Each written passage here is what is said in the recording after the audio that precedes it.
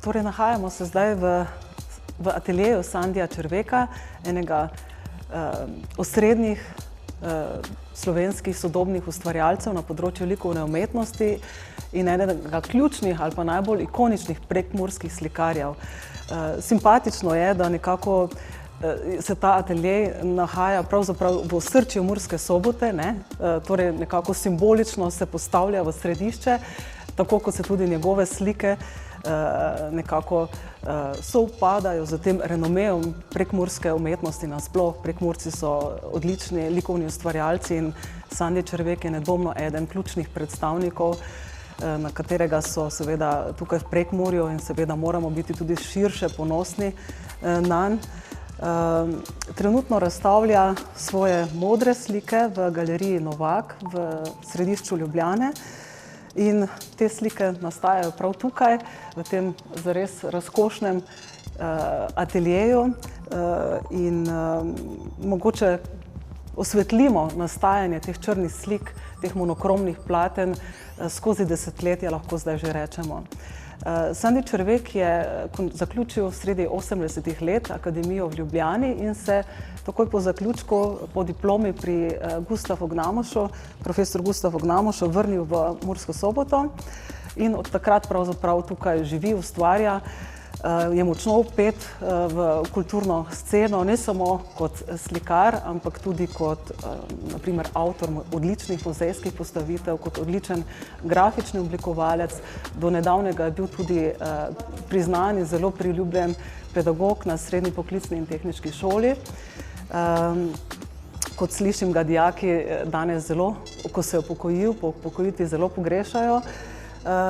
Skratka, je zelo prisoten, zelo opazen in smo zelo veseli tudi, da je ta pomen njegove ustvarjalnosti dobil neko potrditev tudi v obliki nagrade Prešernovega sklada v letu 2022.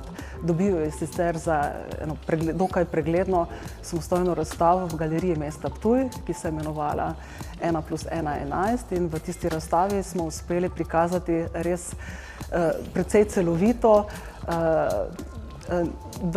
vso njegovo ustvarjalnost. Seveda v središču smo postavili njegovo monokromno slikarstvo, plus tudi barvita dela, ki so splošni publikum morda malo manj znana, ampak vendarle zelo pomembna, kajti se izmenjujejo. Barvita igriva dela nastajajo med fazami, med ustvarjanjem črnih slik, monokromnih slik, kot nekakšen oddih, kot neki kontrapunkt njim samim. Ko je začel Sandi svojo ustvarjalno pot po končani diplomi, se je njegova pot na začetku še naslanjala tudi na eksistencializem, na izrazit figurali, ki je bil sprva.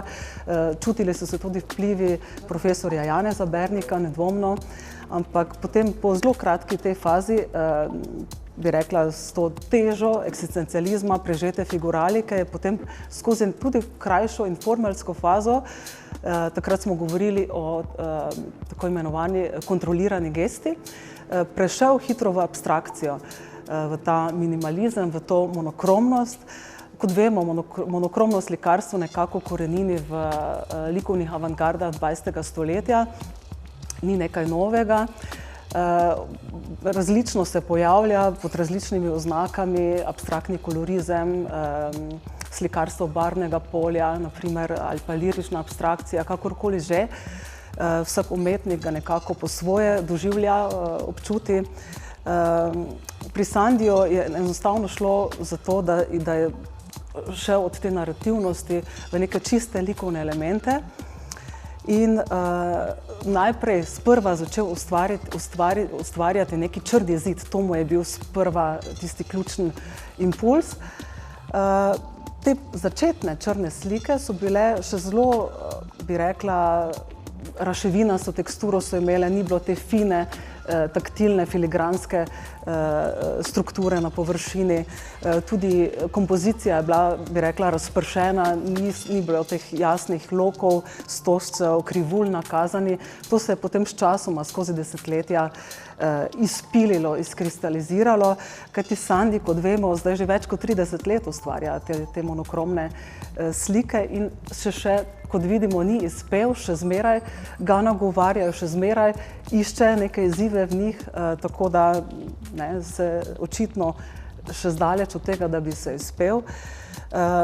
In kar je fascinantno, kar morda tudi publiko po tolikem času ustvarjanja teh monokromnih platen še zmeraj pritegne, navdušuje, je ravno ta paradoks, v tej izbrani črni barvi izlušči svetlobo. Torej v teh teminah ujame s pomočjo teh brazd ustvarjenih svetlobo in to se mi zdi, da je ta res odlično, eno tako magično sobivanje teme in svetlobe znotraj enega slikovnega polja. Te slike so izredno dinamične,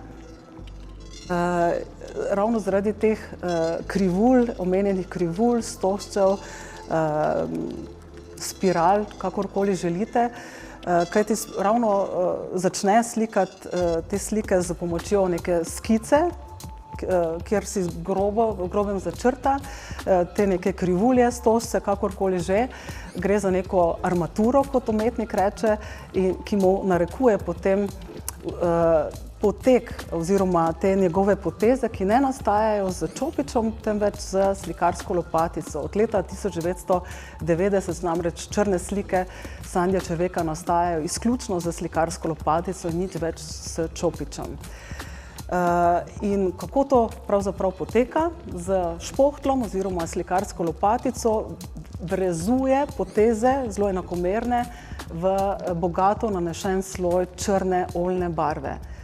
To počne izjemno skoncentrirano, ta proces je zelo intenziven, bi rekla po par ur skupaj, želi čim več narediti v enem zamahu, tako da umetnik sam med pogovori razkrije, da gre za eno povsem drugo stanje, postavi se v neko drugo stanje, kot v nekem transu je, ko ustvarja to, ker želi res čim več enakomernih vrezov ustvariti v enem zamahu.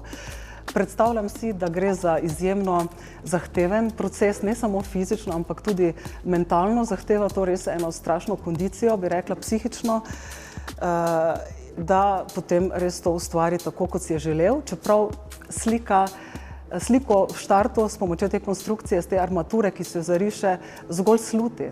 Sam rezultat, sam proces pa ga potem odpelje še kam drugam in se ga slika v končni varianti zmeraj znova preseneti. In nekako mu predhodna slika narekuje novo sliko. Z analizo obstoječe, pravkar dokončane slike, potem nadaljuje novo delo. Na tak način pri njem proces poteka. Skratka, gre za izjemno zahteven proces, matematično zahtevno, res neko skrajno premišljeno, bi rekla, skico naprej, potem sledenje tem krivuljam, kajti te krivulje zamejujejo vreze v te slikarske lopatice. Naprimer, do ene linije vrezuje v eno smer, potem pa od te linije naprej pa v drugo, da ustvarja to globino, prostorsko globino, ki jo imajo ta monokromna Červekova platna. Namreč v štartu so bile te njegove slike, tam konec 80-ih, še zelo ploskovite, niso imele te globine, potem pa z leti vedno bolj poglablja to površino. In sprva, zanimivo, monokromno slikarstvo nasploh marsikoga plaši. Nekateri posamezniki se med ogledom monokromnih slik spopadajo z nekim nelagodjem, z neko tesnobo, če želite, kaj se zdaj naj začne gledalec to praznino. In se je tudi že v kakšnem muzeju ali pa galeriji zgodilo, da je kdo prerezal kakšno monokromno platno.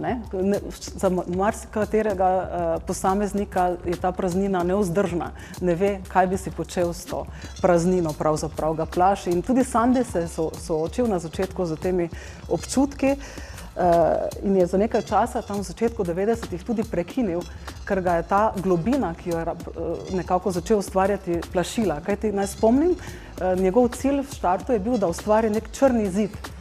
Pol pa so se ti prostori začeli ustvarjati in to ga je nekako malo zmedlo na začetku. Potem je to nekako predelal in nadaljeval zmeraj bolj z tem izničevanjem evklidovskega prostora. Torej, zanimivo, sred Prekmurja smo in marsikdaj se ta genius loci nekako odraža tudi v likovnih delih tega prostora, no, ampak pri Sandiju se ta nizki horizont izniči. S temi krivuljami ne moremo govoriti o tem vplivu prostora, v katerem ustvarja. Tako da dejansko gre za neke domišljijske prostore, večplastne, pomensko večplastne in vsak lahko kaj drugega vidi v teh krivuljah. No. Skratka, ta monokromna platna še zdaleč niso nekaj morbidnega, nekaj zateženega, nekaj težkega, ampak ravno zaradi teh brazd ustvarjenih, v katerih se umetnik ulovi svetlobo in pa zaradi te globine, te izrazite prostorske dimenzije, ravno s pomočjo te svetlobe, simbolike svetlobe, če želite, odpirajo neka zelo, bi rekla, polja, ki imajo izrazito pozitivno naravnano konotacijo.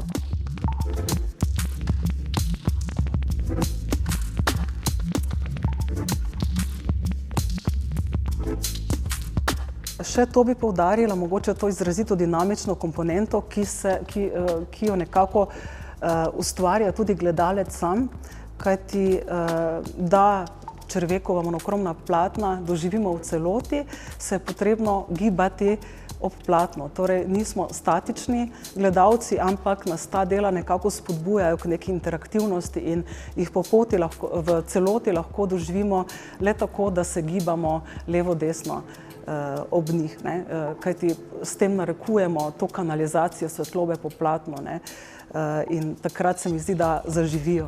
Sandi pravi, da ga začne slika gledati, ravno zaradi te dinamike svetlobe, ki jo kanaliziramo mi z lastnim gibanjem.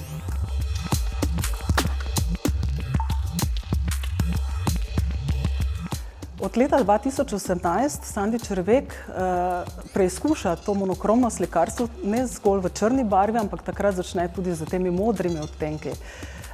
Dva nekako izstopata, prusko modra, ta malo svetlejši moder odtenek in pa ta bogat indigo moder odtenek.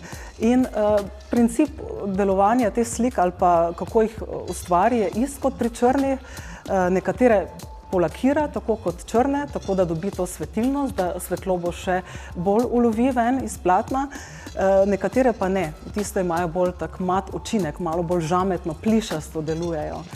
In ravno tej modri liniji Červekovih slik nekako sledimo tudi v aktualni razstavi v galeriji Novak.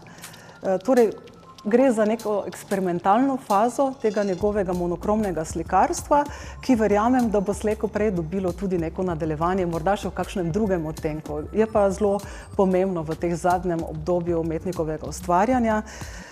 Seveda pa vmes med tem nastajajo tudi zelo igriva, manjša ali pa bolj barvita dela, v katerih umetnik dokaže, da je izjemen kolorist, torej da ne zmore samo nekega prepričljivega likovnega nagovora le v monokromnem slikarstvu, temveč tudi v bogatih barvnih kontrastih, skozi nek bolj igriv, sproščen nagovor, če želite, kot nek kontrapunkt temu monokromnemu ustvarjanju v njegovem opusu.